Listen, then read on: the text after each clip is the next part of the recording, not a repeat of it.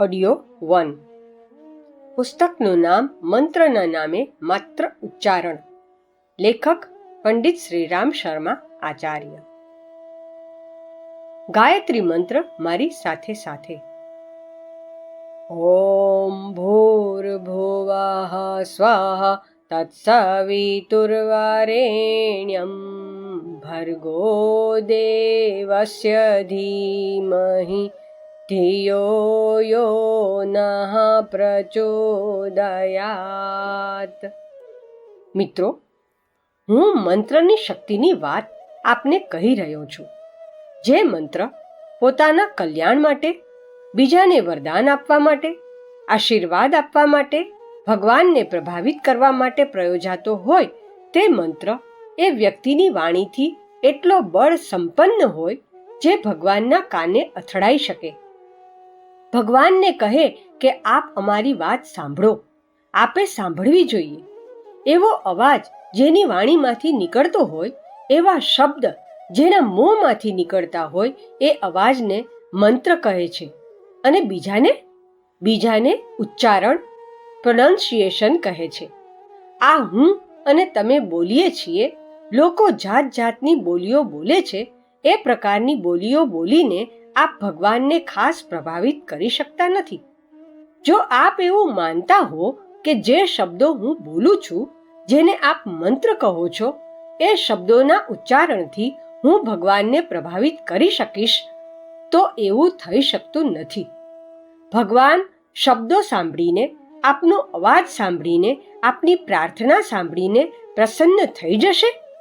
ખરેખર એવું નથી. આપ ખોટું સમજ્યા છો. ઠાકોર રામાયણ. મિત્રો, આપનો એ ખ્યાલ હોય કે ભગવાનને શબ્દો પ્રત્યે ખાસ પ્રેમ છે, તો એ સમજી લો કે ભગવાનને શબ્દો સાથે કોઈ પ્રેમ નથી. જો ભગવાનજી એવા રહ્યા હોત તો પછી હું મારા ગામના ઠાકોર રામાયણ સાથે એમની મુલાકાત કરાવી દઉં. અમારા ગામમાં એક ઠાકોર સાહેબ રહેતા હતા. ગામના બધા બાળકો એમને ઓળખતા હતા. તેઓ જ્યાં બેસતા ત્યાં જઈ બાળકો તેમને ઘેરી વળતા અને કહેતા કે કાકા, પહેલા બિલાડીની જેમ બોલીને સંભળાવો, નહીતર જવા નહીં દઈએ. સારું, બેસી જાઓ, તોફાન ન કરતા. પહેલા ચલમ પી લઉં, પછી સંભળાવીશ. સારું સાહેબ, પી લો. કાકા, હવે તો ચલમ પી લીધી, હવે તો સંભળાવો. પછી તેઓ મોં ઊંચું કરીને મ્યાઉ મ્યાઉ એમ બોલવા લાગતા હતા. બાળકો ખુશ થઈ જતા અને કહેતા કે કાકા, હવે કૂતરાની બોલી સંભળાવો. સારું, ચૂપ બેસજો, હવે કૂતરાની સંભળાવું છું. ભો ભો. હવે બકરીની બોલી સંભળાવો. સારું, બકરીની સંભળાવું છું. મેં મેં. બાળકોને મજા પડી જતી અને અડધો કલાક પછી બાળકો ચાલ્યા જતા અને કાકાજી પણ જતા રહેતા. આખા ગામમાં તેઓ પ્રખ્યાત હતા. આ કાકાજી કોણ હતા અને શું બોલતા હતા? તેઓ કૂતરાની બોલી બોલતા હતા, બિલાડીની બોલી બોલતા હતા, ગધેડાની બોલી બોલતા હતા, ઘોડાની બોલી બોલતા હતા, ભેંસની બોલી બોલતા હતા. તેઓ બધા જાનવરોની બોલીઓ બોલતા હતા. ક્રિયાકલાપ મહત્વપૂર્ણ નથી. મિત્રો, હું આપને કોની વાત કહી રહ્યો છું? ઠાકોરની વાત કહી રહ્યો છું. તો અમને શું કામ કહી રહ્યા છો? એટલા માટે કે આપ પણ ઠાકોર જેવા છો અને જાત જાતની બોલીઓ, જાત જાતના શ્લોક, જાત જાતના મંત્ર, જાત જાતની પ્રાર્થનાઓ, જાત જાતની પૂજા કરીને ભગવાનને પ્રસન્ન કરવા માંગો છો. એ ભગવાનને પ્રસન્ન કરવા માંગો છો જે આપના ઈમાનની વાત સાંભળવા માંગે છે, જે આપની અંદર વસવા માંગે છે, જે આપના કાર્યોને ખાસ મહત્વ આપતા નથી કે આપ શું કરો છો અને શું નથી કરતા. આપ કઈ ચીજનો ઉપયોગ કરો છો અને કઈ ચીજનો નથી કરતા. આપ તો ભગવાનને વસ્તુઓથી ફોસલાવવા માંગો છો. આપ વસ્તુઓ બતાવીને બાળકોને ફોસલાવી શકો છો, ભગવાનને ફોસલાવી શકતા નથી. ના સાહેબ, અમે રુદ્રાક્ષની માળાથી જપ કરીશું તો ભગવાન પ્રસન્ન થઈ જશે. તો બેટા, શું ભગવાનની રુદ્રાક્ષની માળા પ્રત્યે આકર્ષણ હોઈ શકે? હા સાહેબ, ભગવાન તો એવા છે જે રુદ્રાક્ષની માળા જોઈને ફૂલીને ફાડકો થઈ જાય છે. અચ્છા, એવી વાત છે.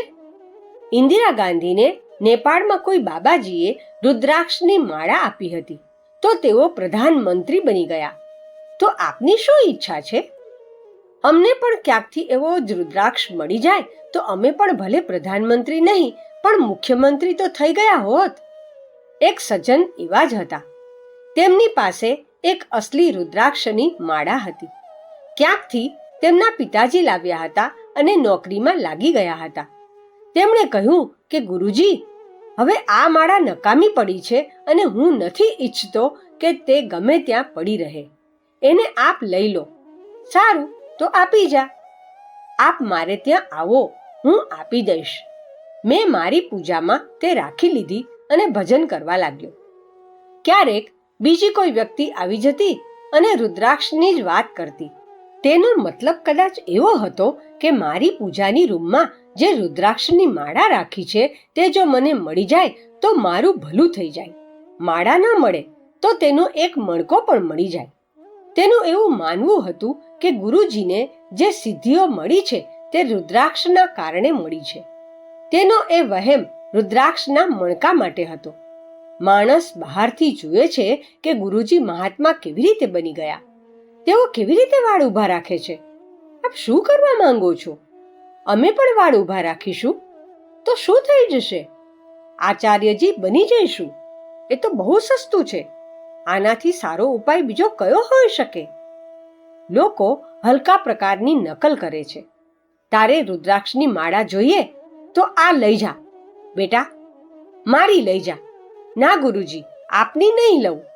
તેનાથી આપના હાથમાંથી સિદ્ધિ ચાલી જશે અને પછી આપ ખાલી હાથ રહી જશો. બેટા, હું અને તું તો એક જ છીએ.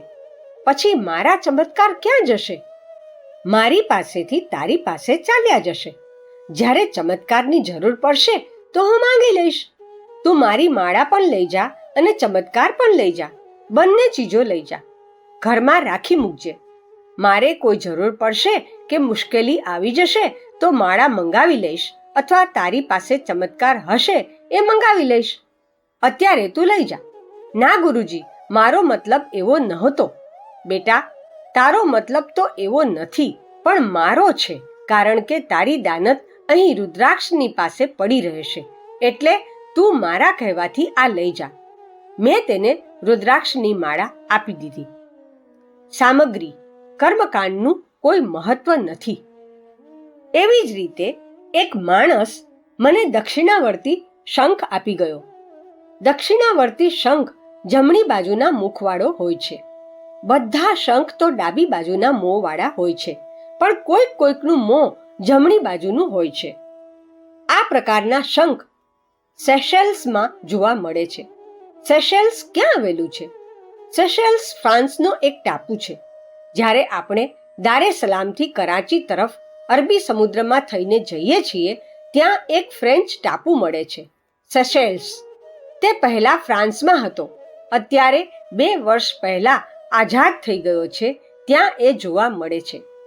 નારિયેળ પણ જોવા મળે છે અને વેચાય પણ છે. જ્યારે ત્યાં જહાજ રોકાયું હતું તો લોકોએ કહ્યું હતું કે જો આપને દક્ષિણાવર્તી શંખ જોઈતો હોય તો લઈ આવો, અહીં મળી જાય છે. મેં કહ્યું કે મને એમાં કોઈ ઇન્ટરેસ્ટ નથી. દક્ષિણાવર્તી શંખનું હું શું કરું? રાજસ્થાનમાં અલવર નામનું એક રાજ્ય છે. ત્યાંના એક રાજા સાહેબ અવારનવાર મારી પાસે આવતા રહેતા. તેઓ જ્યારે આવતા ત્યારે કહેતા કે દક્ષિણાવર્તી શંખ ખૂબ ચમત્કારિક હોય છે. જો તે મળી જાય તો બહુ ફાયદો થાય છે. તેઓ વારંવાર એવું જ કહેતા કે આપ ક્યાંકથી એક દક્ષિણાવર્તી શંખ મંગાવી દો તો બહુ સારું. પહેલા તો મને કાંઈ સમજાતું નહીં, પણ પછીથી ખ્યાલ આવ્યો કે એક શંખ તો મારી પાસે જ પડેલો છે, એટલે જ કદાચ આવું કહે છે. ક્યારેક તેઓ કહેતા કે ગુરુજી, આપે ક્યાંય દક્ષિણાવર્તી શંખની શોધ કરાવી? બેટા, એનાથી શું ફાયદો થાય છે? તેનાથી લક્ષ્મી આવે છે. ગુરુજી, એવો શંખ જ્યાં રહેશે ત્યાં લક્ષ્મી આવી જશે. અચ્છા, લક્ષ્મી આવી જશે? તો પછી જોઈ લઈશું. પછી મેં કહ્યું કે એક શંખ તો મારી પાસે પણ પડ્યો છે, તે લઈ જાઓ. એ અસલી દક્ષિણાવર્તી શંખ છે. ના ગુરુજી, તે તો આપ જ રાખો. ના બેટા, તું એ લઈ જા, તો પછી ગુરુજી આપની લક્ષ્મી ચાલી જશે. તો જતી રહેવા દે. લક્ષ્મી તો એવી શરમ વિનાની છે કે તેને મારો તો દોડીને પાછી આવે છે, અને તેની ખુશામત કરો તો તે ગાળો દે છે અને નખરા કરે છે. તેને તો ભગાડવી જ છે. બાબાજી પાસે લક્ષ્મી રહેશે તો બાબાજીને હેરાન કરશે. તું આ લઈ જા. મેં એ શંખ તેમને આપી દીધો. 1 વર્ષ પછી રાજા સાહેબ ફરીથી આવ્યા. મેં કહ્યું, કેમ ભાઈ, તમે કહી રહ્યા હતા કે 2.5 લાખ રૂપિયાનું કરજ આપવાનું રહી ગયું હતું, તો હવે તો એ દક્ષિણાવર્તી શંખે ચૂકવી દીધું હશે ને? ના ગુરુજી, એ નથી ચૂકવ્યું. તો પછી વ્યાજ તો ચૂકવી જ દીધું હશે. ના ના ગુરુજી, વ્યાજ પણ નથી ચૂકવ્યું. ધત તેરીકી, તો પછી તમે એ નકામો લઈ ગયા. ના ગુરુજી, આપનો શંખ પાછો આપી દઈશ. મેં કહ્યું કે ના, તું એ રાખી મૂક. અધ્યાત્મ જાદુગરી નથી. મિત્રો, આવી વાતો સાંભળીને મને બહુ દુઃખ થાય છે કે લોકો અધ્યાત્મને મેજિક સમજે છે, જાદુગરી સમજે છે. જાદુગરીનો અર્થ થાય છે ક્રિયા કૃત્ય. ક્રિયા કૃત્યોના માધ્યમથી, અવાજના માધ્યમથી, જીભના ટેરવાના માધ્યમથી, બોલાયેલા શબ્દોના માધ્યમથી લોકો ચમત્કાર બતાવવા માંગે છે. બેટા, એ બાજીગરી છે. જાદુગરને પોતાનું વ્યક્તિત્વ બનાવવાની કોઈ જરૂર નથી પડતી. તેને બસ શબ્દોની ઉલટા સુલટી આવડવી જોઈએ અને હાથની કરામત આવડવી જોઈએ. આપને પણ હાથની કરામત આવડે છે, નમસ્કાર કરતા આવડે છે, મુદ્રાઓ કરતા આવડે છે, હાથ જોડતા આવડે છે. આ શંખ મુદ્રા છે, આ અમુક મુદ્રા છે, આ તમુક મુદ્રા છે. જો આપને માત્ર હાથ પગ ચલાવતા આવડતું હોય તો આપના માટે અધ્યાત્મ જાદુગરી છે. જો અધ્યાત્મ જાદુગરી નથી તો પછી આપે આપનું વ્યક્તિત્વ વિકસિત કરવું પડશે. મિત્રો, વાણી દ્વારા મંત્ર બોલવામાં આવે છે, તેને આપે અનુશાસિત કરવી જોઈએ. વાણી શું છે? વાણી સરસ્વતી છે. બીજા દેવી દેવતા ક્યાં રહે છે એ તો હું પછી ક્યારેક બતાવીશ. આજે તો હું આપને એ બતાવું છું કે સરસ્વતીનું વચન ક્યારેય મિથ્યા થઈ શકતું નથી. સરસ્વતી એ છે જેના શબ્દો સાર્થક થઈને રહે છે. એ દેવી કહેવાય છે, વાણી કહેવાય છે. સરસ્વતી જ્ઞાનની દેવી છે. સરસ્વતી જીભમાં રહે છે. ના સાહેબ, જીભ તો માંસની છે. હા બેટા, છે તો માંસની, પરંતુ જો આપ ઉપાસના કરો તો આપની જીભમાં સાક્ષાત સરસ્વતી આવી જશે. જો અમે કોઈ ઉપાસના ન કરીએ તો આપ ફક્ત 2 ઉપાસના કરો. હું આપને વચન આપું છું કે આપની જીભમાં સરસ્વતી ઉત્પન્ન થઈ જશે અને આપના વચન મંત્ર થઈ જશે. પરંતુ ક્યારે? જો આ 2 રીતે જીભની ઉપાસના કરો ત્યારે. કેવી રીતે? એક ઉપાસના બાબત કાલે હું આપને કહી રહ્યો હતો કે આહારની બાબતમાં આપે ધ્યાન રાખવું જોઈએ. આહારની બનાવટની બાબતમાં નહીં, પરંતુ આહારના બેઝની બાબતમાં ધ્યાન આપવું જોઈએ.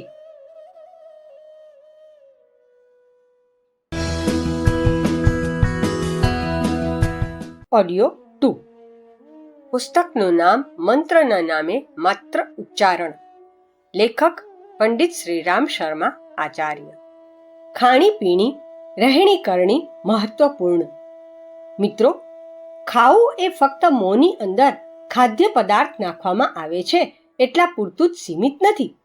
ખાવાનો મતલબ એ બધી જ ચીજ વસ્તુઓ સાથે છે જે આપણા જીવન માટે કામ આવે છે. તેમાં એ ખાદ્ય પદાર્થોનો સમાવેશ પણ થાય છે જેને આપણે અન્ન કહીએ છીએ. અનાજ સિવાયની બીજી વસ્તુઓ પણ અન્ન છે, જેમ કે હવા, પાણી, પહેરવેશ. આ બધું પણ અન્ન છે જે આપણા શરીરના ગુજારા માટે કામ આવે છે, જે આપણા શરીરનું અને જીવન ક્રમનું નિર્માણ કરે છે. એનાથી આપણું જીવન તૈયાર થાય છે.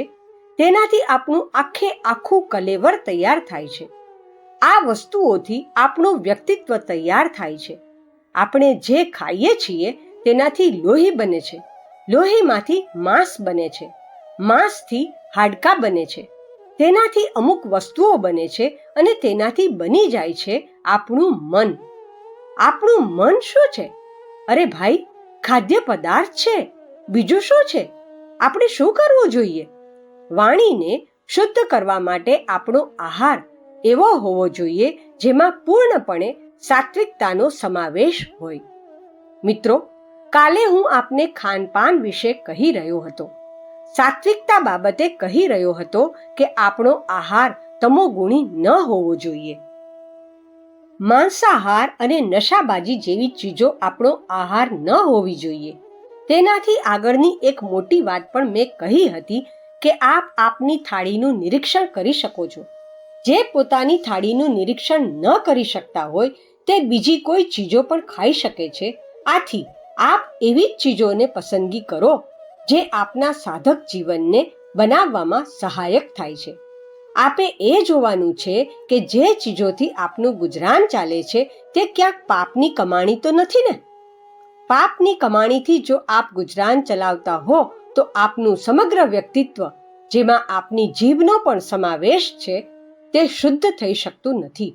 જે જીભ શુદ્ધ નહીં થાય તો મંત્રોના જે ચમત્કાર બતાવવામાં આવ્યા છે, રામ નામનું જે મહાત્મ્ય બતાવવામાં આવ્યું છે, ગાયત્રી મંત્રની જે ગરિમા બતાવવામાં આવી છે, તેનો આપ લાભ ઉઠાવી શકશો નહીં.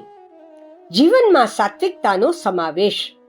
મિત્રો, જીભથી મારો મતલબ ફક્ત ખાદ્ય પદાર્થો સાથે નથી. જીભથી મતલબ આપણા ગુજરાનના માધ્યમો સાથે પણ છે. તેમાં પ્રામાણિકતાનું મિશ્રણ હોવું જોઈએ. જો એ ન હોય અને આપ અપ્રામાણિકતાની કમાણી પર જીવતા હો તો આપનો આહાર, જેના દ્વારા માંસ બન્યું છે, લોહી બન્યું છે, જેના આધારે આપનું હૃદય બનેલું છે, જેમાં આપ ભગવાનનો સાક્ષાત્કાર કરવા માંગો છો, એ મસ્તિષ્ક બનેલું છે, જેના દ્વારા આપ ધ્યાન કરવા માંગો છો, જે મનને આપ સ્થિર કરવા માંગો છો, તે મન સ્થિર થઈ શકતું નથી. શા માટે? કારણ કે આપનું મન જે વસ્તુઓથી બનેલું છે એ વસ્તુઓ સાત્વિક નથી. જો આપ સાત્વિક વસ્તુઓથી મન બનાવશો તો તે મન સ્થિર થઈ જશે. ગુરુજી, મનને સ્થિર કરવાની રીત બતાવી દો. બેટા, બીજી કોઈ પણ રીત નથી. દુનિયામાં ફક્ત એક જ રીત છે કે આપના જીવનમાં વધુમાં વધુ સાત્વિકતાનો સમાવેશ થતો જશે તો કોઈ પણ પ્રકારના પ્રયત્ન વિના, કોઈ મહેનત વિના, કોઈ દબાણ વિના, કોઈ યોગાભ્યાસ વિના આપનું મન ભગવાનના ચરણોમાં લીન થતું જશે. એવું લીન થતું જશે કે હટાવવા છતાં પણ હટશે નહીં. મૌન એક પ્રકારનું તપ. મિત્રો, હમણાં હું આહારની વાત, જીભની વાત કરી રહ્યો હતો.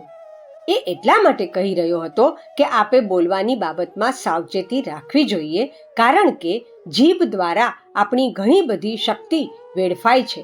જેવી રીતે આપણે એકાગ્રતામાં, સમાધિમાં ભાગ લઈએ છીએ, તેવી રીતે જીભનો પણ સંયમ છે. તેનો આપણે મૌન દ્વારા અભ્યાસ કરીએ છીએ. અત્યારે આપને 2 કલાકનું મૌન બતાવવામાં આવ્યું હશે.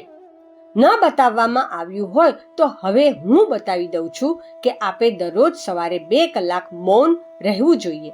ગાંધીજી અઠવાડિયામાં 1 દિવસ મૌન રાખતા હતા. તેમને મળવા આવનારાઓની ભીડ જામી રહેતી હતી.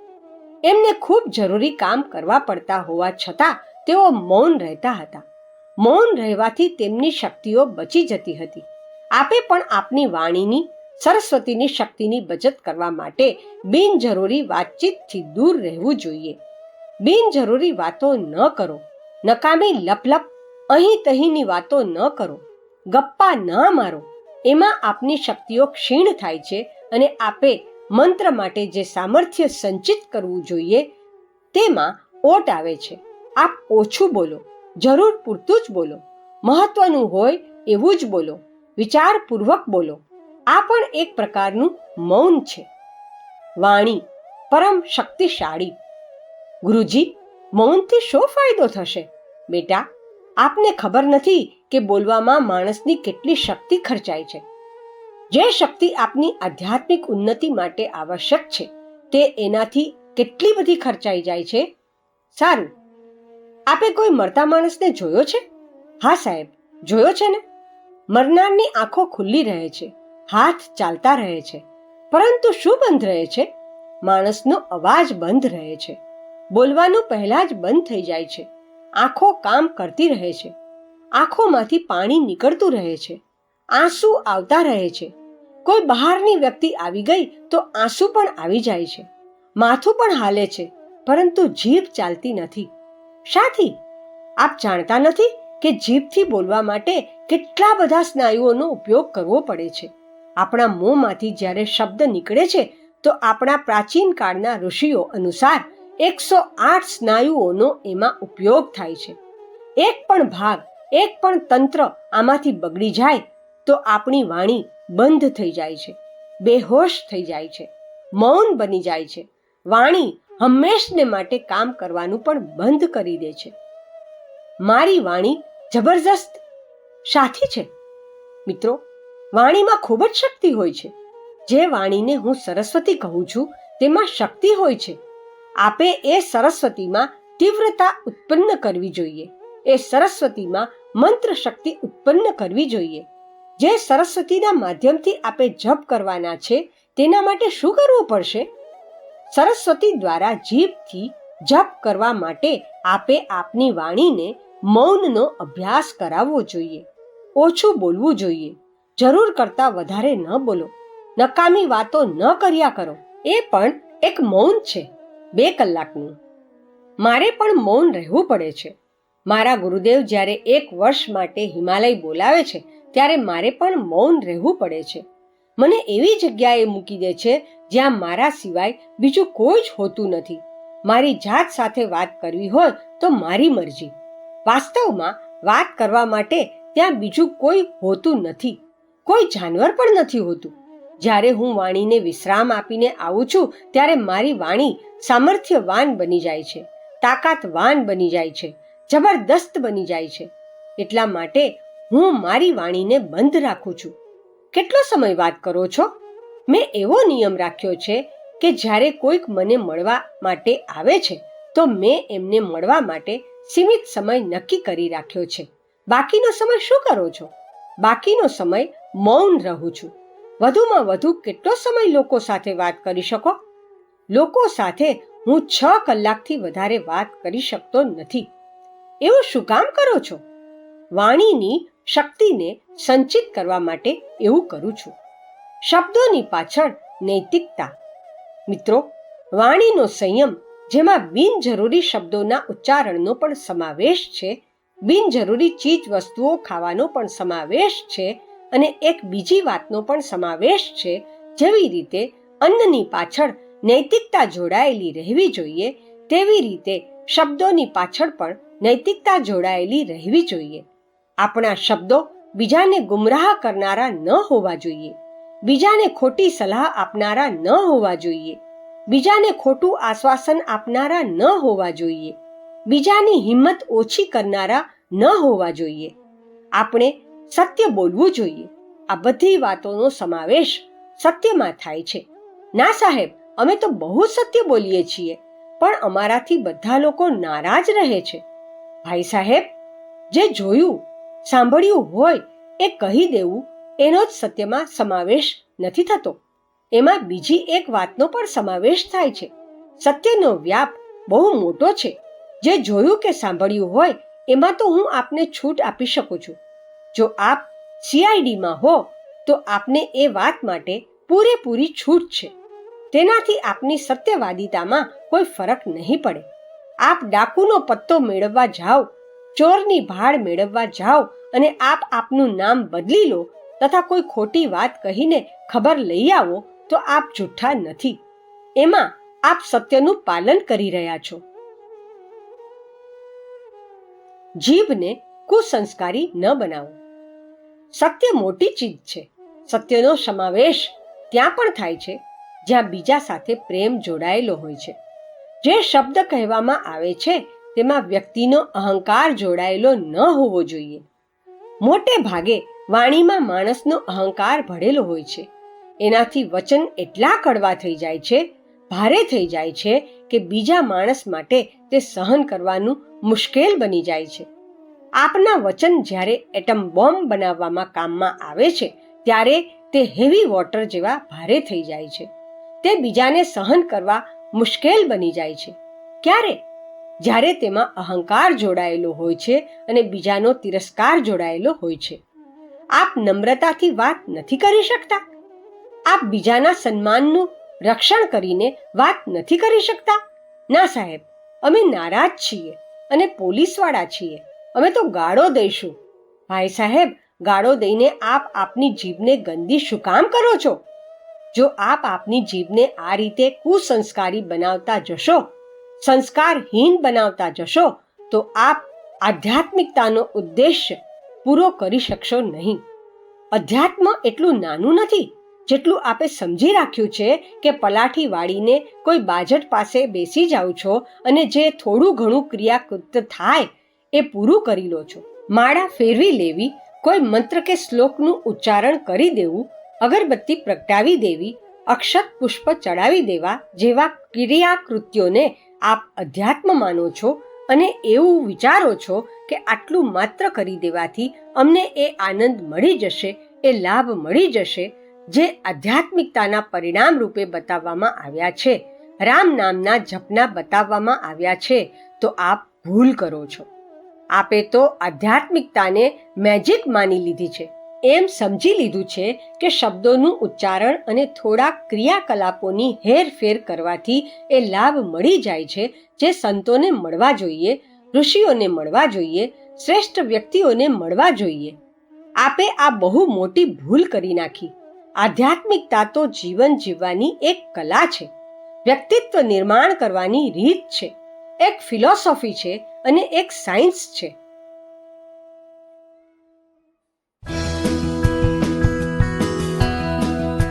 ઓડિયો 3. આત્માનુશાસન જરૂરી. મિત્રો, આ ચાંદ્રાયણ વ્રતના ક્રમમાં હું આપને નિવેદન કરી રહ્યો હતો કે આપે આપના ઉપર અનુશાસન લાદવું જોઈએ. આ અનુશાસનમાં પહેલો ક્રમ એ હતો કે આપ આપની જીહવા અને વાણીને પવિત્ર કરો. જીહવા અને વાણી બે છે. જીહવા જે ખાવાના કામમાં આવે છે, જેને રસના કહે છે, અને બીજી છે વાણી જે ઉચ્ચારણ કરવાના કામમાં આવે છે. કહેવા માટે તો બંને એક છે, પણ અસલમાં બે છે. એક જ્ઞાનેન્દ્રિય છે અને એક કર્મેન્દ્રિય છે. જીભ આપણી કર્મેન્દ્રિય છે જે ખાવાના કામમાં આવે છે, રોટલી ચાવવામાં અને ખાવાનું પચાવવામાં કામ આવે છે. બીજી વાણી એ શક્તિ છે, બોલવા માટે કામ આવે છે. બોલવાની શક્તિ જેમાં પ્રેમ જોડાયેલો રહેવો જોઈએ, સચ્ચાઈ જોડાયેલી રહેવી જોઈએ, સદ્ભાવના જોડાયેલી રહેવી જોઈએ, બીજાનું હિત જોડાયેલું રહેવું જોઈએ, બીજાનું સાચું માર્ગદર્શન જોડાયેલું રહેવું જોઈએ અને બીજાનું સન્માન જોડાયેલું રહેવું જોઈએ. એમાં આપનો અહંકાર નહીં, પણ વિનમ્રતા, સજ્જનતા અને શરાફત જોડાયેલા રહેવા જોઈએ. જો આપ આ બધી ચીજોને જોડીને રાખો તો હું આપને વચન આપું છું કે એ સફળ અને સાર્થક થશે. તેનાથી જે ચમત્કાર મળવા જોઈએ તે આપને જરૂર મળી જશે. જીભને સાચી ન બનાવી હોય તો ભાઈ સાહેબ, હું આપને કંઈ ન કહી શકું. જપની સફળતાનું મૂળ.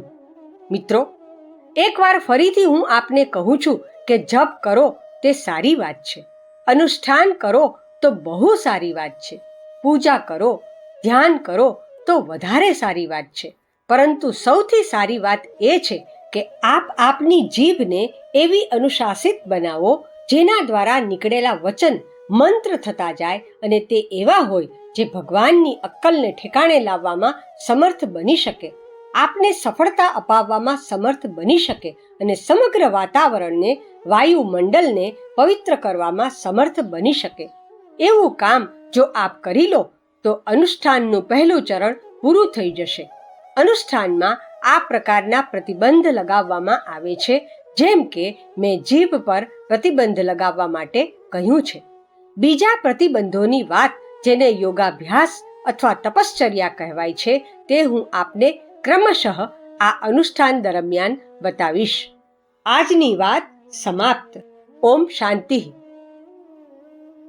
અનેક સમસ્યાઓનું સમાધાન અધ્યાત્મ. અધ્યાત્મ એ કોઈ જાદુગરી નથી, પરંતુ વ્યક્તિ તથા સમાજને પ્રભાવિત તથા સુવ્યવસ્થિત કરનારી એક પ્રક્રિયા છે.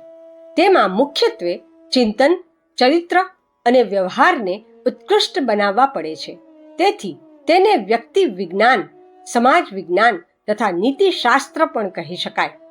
આ હકીકતને લોકોના મનમાં ઉતારવાથી એમાં સફળતા મળે છે. અધ્યાત્મ માત્ર થોડાક જિજ્ઞાસુઓના દાર્શનિક પ્રતિપાદનનો વિષય નથી. કેટલાક ભાવુક લોકો તેને કથા, પુરાણ કે સત્સંગ પ્રવચનની જેમ સાંભળે છે અને એક કાનેથી સાંભળીને બીજા કાનેથી કાઢી નાખે છે. ધાર્મિક કર્મકાંડોના માધ્યમથી આચાર વિચારમાં ભાવનાનો સમન્વય કરીને તેમને હૃદયંગમ કરવી પડે છે. પૂજા પાઠની પ્રક્રિયામાં મહાનતાના લક્ષ્યને નજર સામે રાખીને પાત્રતાનો વિકાસ કરવા માટે ધૂપ, દીપ, અક્ષત, પુષ્પ વગેરેનો ઉપયોગ કરવામાં આવે છે. સર્વતોમુખી ઉત્કૃષ્ટતાની વિભૂતિઓ તથા અતિન્દ્રિય ક્ષમતા કહેવાતી રિદ્ધિ સિદ્ધિઓ આપોઆપ જ મળતી જાય છે અને અનેક લોકોનું ભલું કરે છે. ઈશ્વરને પ્રશંસા તથા ભેટ સોગાદોથી ફોસલાવી શકાતો નથી કે પોતાની મનોકામનાઓની પૂર્તિ પણ થઈ શકતી નથી. આપણા બદલે ભગવાન કામ પૂરું કરી દેશે અથવા તો તેમનું નામ જપવાથી દુષ્કર્મોના ફળમાંથી છુટકારો મળી જશે એવી માન્યતા સાવ ખોટી છે. પ્રાયશ્ચિત દ્વારા જ કર્મોના પરિણામમાંથી છૂટી શકાય છે. સમાજને જે નુકસાન પહોંચાડ્યું છે તેની પૂર્તિ કરવી પડે છે. જો એક બાજુ દુષ્કર્મ કરતા રહીએ અને બીજી બાજુ પૂજા પાઠ પણ કરતા રહીએ તો સ્થિતિ હાસ્યાસ્પદ બની જાય છે. આત્મિક પ્રગતિ માટે બે મુખ્ય સાધન છે.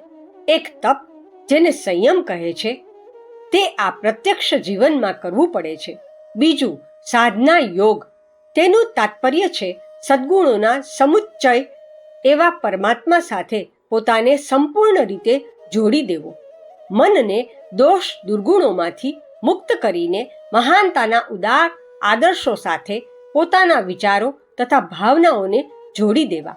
તપશ્ચર્યાથી બાહ્ય જીવનની શુદ્ધિ થાય છે અને યોગ દ્વારા અંતરની ઉત્કૃષ્ટતાને ચરમસીમાએ પહોંચાડવાનો પ્રયાસ રાત દિવસ કરવો પડે છે. ટૂંકમાં ચિંતનમાં ઉત્કૃષ્ટતા, ચરિત્રમાં આદર્શવાદ અને વ્યવહારમાં શાલીનતાનો સમાવેશ કરવાની નિરંતર સાધના એ જ તપ તથા યોગનો આત્મા છે. આ માટે કેટલાક કર્મકાંડો અપનાવવાથી કર્મની સાથે જ્ઞાન જોડાઈ જાય છે. આ જ તત્વજ્ઞાનનું દાર્શનિક પાસું છે. આ યુગ સંધિનો સમય છે. યુગ પરિવર્તનનો સુનિશ્ચિત સમય અત્યારનો જ છે. કહેવાય છે કે 21મી સદી વિનાશ, પતન અને સંકટો ભરેલી હશે, પરંતુ આધ્યાત્મિક ક્ષેત્રની ઉચ્ચ કક્ષાની શક્તિઓ આ મુશ્કેલીઓ સામે ઝઝૂમવા અને સમૃદ્ધિ તથા પ્રગતિનું વાતાવરણ બનાવવા માટે વેળાસર કામે લાગી ગઈ છે. આગામી દિવસોમાં વિશ્વના ચિંતન તથા શક્તિઓને એક જગ્યાએ કેન્દ્રિત કરવામાં આવશે. ઝડપી વાહનોના કારણે સંસાર એક ગામ તથા એક ઘર જેવો બની ગયો છે. તેની સમસ્યાઓને એક સાથે ઉકેલવી પડશે. શીતળાના ફોડલાનો ઉપચાર મલમ લગાવવાથી નહીં, પરંતુ લોહી શુદ્ધિ કરવાથી થાય છે. સમગ્ર વિશ્વમાં વ્યાપેલી અસંખ્ય સમસ્યાઓનો હલ એક જ છે કે સમગ્ર વિશ્વને એક બનાવવામાં આવે અને તેની સાથે માનવીય સમતાના સિદ્ધાંતોને જોડી દેવામાં આવે.